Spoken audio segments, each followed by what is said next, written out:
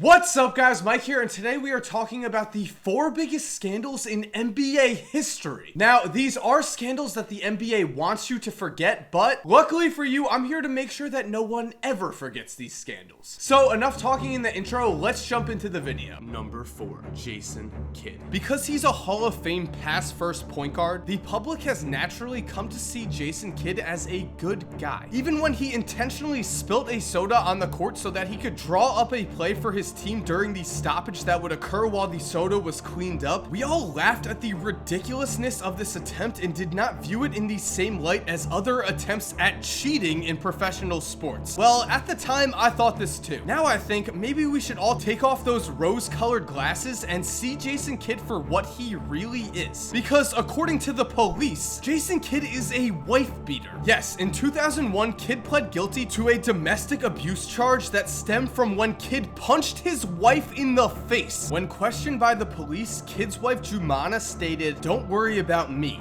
This is minor compared to what I usually go through." Which makes it seem as if Kidd had a history of this behavior. Something that was later all but confirmed when Kidd filed for divorce from Jumana in 2007. In his filing for divorce, Kidd claimed that his wife had a history of physical attacks herself, as he claims that at several times Jumana kicked him, slapped him, and bit him. He also claims she was verbally abusive, paranoid, and even went as far as to have tracking devices installed on his cars and to use their son to steal Jason's cell phone to look for proof of cheating. And if you think that sounds bad, well then listen to this. In a countersuit, Jumana claimed that while she was pregnant, Jason Kidd kicked her in the stomach so hard that she peed blood. She also claimed that Jason had affairs with several reporters, strippers, and cheerleaders, and that when she did find Jason's phone, she also found several dirty text messages to other girls and naked pictures of those girls. And while we may never get the real story here, we can certainly look at the fact that Kidd was charged with domestic abuse as an indicator that there certainly may have been more abuse going on. We can also look at the fact that Kidd has been involved in several incidents, such as putting together a team mutiny to get his coach Lou Campanella fired while at Cal, or for getting Byron Scott fired from the Nets after 2 consecutive trips to the finals after Kidd and Scott had an argument in the locker room, or for pleading guilty to drunk driving after he crashed his SUV into a pole in 2012, or for backstabbing the Nets and forcing them to trade him to the Bucks in 2014. So you can see, Kidd certainly has a history of being an unpleasant human being, which means we can remember him as a great point guard, sure, but also remember this is a man who hit his wife. Number 3, Karl Malone. Karl Malone is a 14-time All-Star, a 2-time MVP, and the father to 7 kids. It is that last number that proves he is a horrible human being, because through his wife Kay, Karl is the father to 4 children who he helped raise and accepts responsibility for. As for the other 3 kids, well, when he was just 17 years old, Karl Malone became the father to twins after he got a girl from his hometown named Bonita Ford pregnant. He never spoke to them, provided absolutely no support for a young Bonita Ford who now had 2 kids to take care of, and went as far as publicly stating that they were not his children. Bonita Ford brought Malone to court to request child support payments when Karl began to make millions of dollars a year. Instead of choosing to help support the twins he was a father to, Malone instead fought tooth and nail to deny that these were his children. It was only after a paternity test proved that Malone was the father that he agreed to settle out of court. And in a surprising twist, one of these twins would grow up to become WNBA star Cheryl Ford. He would go on to meet with the twins and attend a few of Cheryl's games. Unfortunately, the same could not be said with the 3rd child he had out of wedlock, because in 1984, a woman by the name of Gloria Bell gave birth to a son named Demetrius. Demetrius would go on to be drafted in the 2008 NFL draft, proving that Karl Malone did have some incredible genes. Demetrius was also born into this world with a mother who was only 13 years old, proving that Karl Malone was also a complete scumbag. Now, usually I hold back my own personal opinion and do not go too far when criticizing NBA players. players. But Karl Malone was 20 years old when his third kid was born, which means that as a 20-year-old, he had sex with a 13-year-old and got her pregnant. And while that is disgusting, what's even worse is that Malone completely denied responsibility for the child, and the family only chose to not press charges and get Malone thrown in jail, because if he was in jail, he would not be able to help provide for his son who desperately needed financial help. And because the Bell family did not press criminal charges, you might think that Malone was a little more giving when it came to Demetrius Bell. Nope,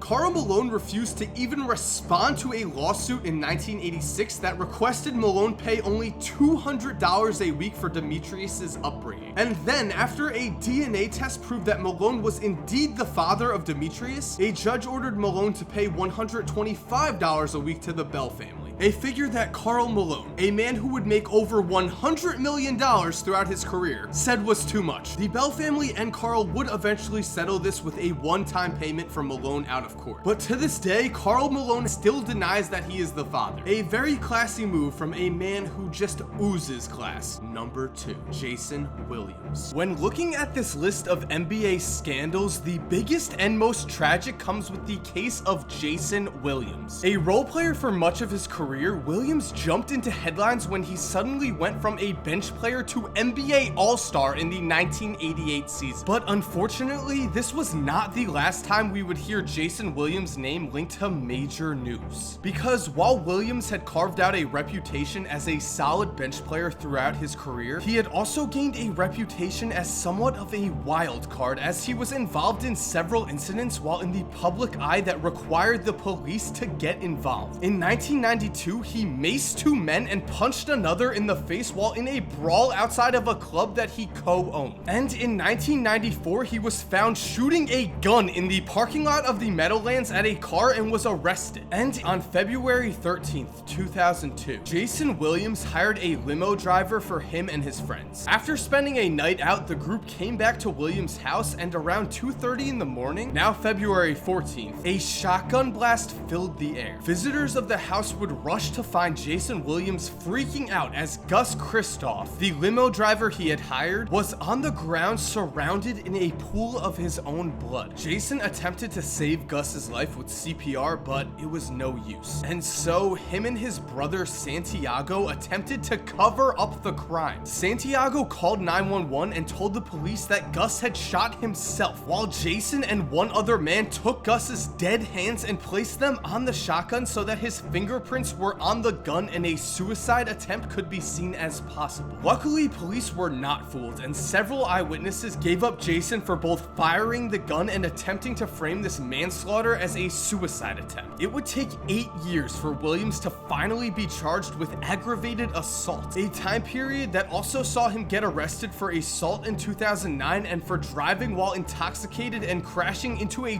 tree in early 2010. And even though he was charged for these actions, there was no real justice here. Jason would spend only 2.5 years in jail after killing a man and attempting to frame it as a suicide. This was obviously horrible, and the only defense I can make for Jason is that at least he shows a tremendous amount of guilt and remorse for his actions. Those close to him say that he spent the last 5 years drunk for weeks at a time alone in his cabin, and Jason himself states that he's always haunted by that night. And number 1, Kobe Bryant. Now, the details of this case can get a little graphic. You're free to Google more about it if you want, but we're just going to stick with some facts here. In 2003, when he was 24, Kobe met a 19-year-old girl at the Lodge and Spa in Colorado. That night, he had sex with that girl in her hotel room, and the next day, law enforcement officials confronted Kobe with a potential rape charge from the 19-year-old girl. Kobe says the sex was consensual, but the girl says she told him no. And what really happened in that hotel room, we'll probably never know, as this case became a he said, she said ordeal. What we do know is that this rape accusation was one of the most damaging scandals in NBA history, because at the time, Kobe Bryant was perhaps the most marketable player in the NBA. Though he was just 24 years old, he had already proven himself as an NBA star, finishing as a member of the first team All-NBA from 2002 to 2004. On top of this, he was playing for the NBA's most marketable team, as the Los Angeles Lakers had won 3 consecutive consecutive NBA titles from 2000 to 2002 and were in search of a fourth ring in the 2004 season, which meant that suddenly, when Kobe was accused of rape, the NBA found that the man they had been advertising as their golden child was suddenly covered in a dark, shameful cloud. Companies who had once proudly sponsored Bryant now wanted nothing to do with him, as almost overnight he lost massive endorsement deals with both McDonald's and Nutella. As for the Lakers, they now found themselves with a seemingly impossible challenge to overcome, because while they had won 3 straight championships from 2000 to 2002, the 2003 Lakers lost to the San Antonio Spurs in the second round of the playoffs. And so, this potential NBA dynasty that had once seemed unbeatable now found themselves feeling very mortal. Add on to this the fact that Kobe's sexual assault case dominated headlines all season, with Kobe flying back and forth from Colorado to Lakers games all year to deal with his trial, and the recipe for potential disaster was certainly in play. And